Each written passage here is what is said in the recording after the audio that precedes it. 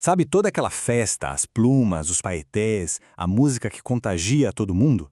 Bom, por trás de tudo isso tem uma história. E ela tem milhares de anos. Bora desvendar de onde veio o carnaval, porque as origens são bem surpreendentes.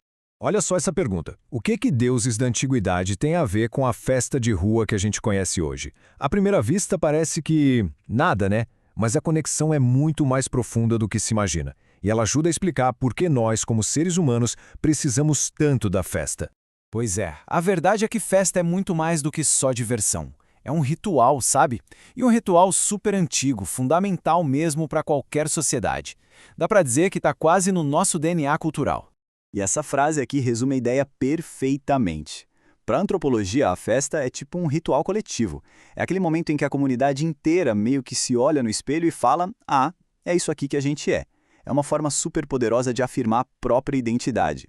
Pensa na festa como uma válvula de escape. É isso. Por alguns dias as regras do dia a dia, sabe, elas viram de ponta cabeça. É o momento de liberar as tensões, de inverter as hierarquias e, claro, de criar aquela onda de alegria que todo mundo sente junto. Então, bora fazer uma viagem no tempo? Porque as raízes do carnaval, olha, são muito, mas muito mais antigas do que a gente costuma pensar. A festa de hoje carrega um DNA de rituais de milênios atrás.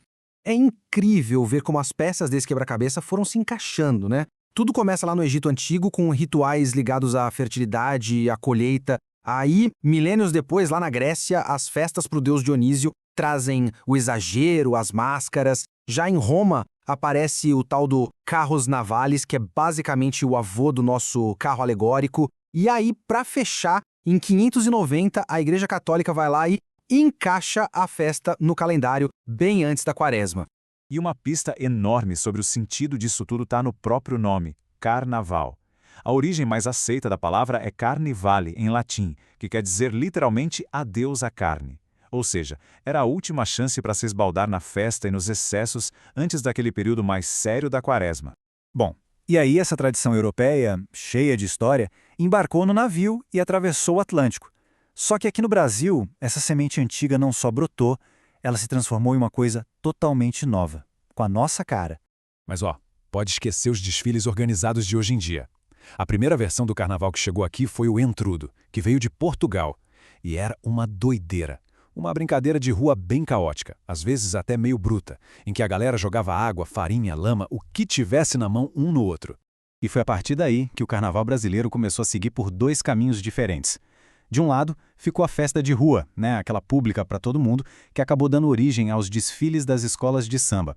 E do outro lado, surgiu o carnaval de clube, lá por 1840. Esse era um evento mais fechado, mais de elite, que acontecia dentro dos salões. E aí que está a mágica do carnaval de rua, uma ideia que o antropólogo Roberto da Mata capturou muito bem. Pensa só, a rua, no dia a dia, é um lugar cheio de regras, de perigos. No carnaval, ela é simbolicamente tomada de volta pelo povo. Ela vira um espaço seguro, um espaço humano, um palco onde o povo é o protagonista. Mas a história não para aí não. A evolução continuou e a tradição se transformou mais uma vez, criando um fenômeno bem curioso. O carnaval fora de época, totalmente descolado do calendário tradicional. E esse fenômeno tem nome, micareta. E a chave para entender está no próprio nome, que veio lá da França de uma tradição chamada micareme. Era basicamente uma folguinha, uma pausa para festejar bem no meio da Quaresma. Aqui no Brasil, essa ideia de uma festa fora de época, nossa, pegou fogo.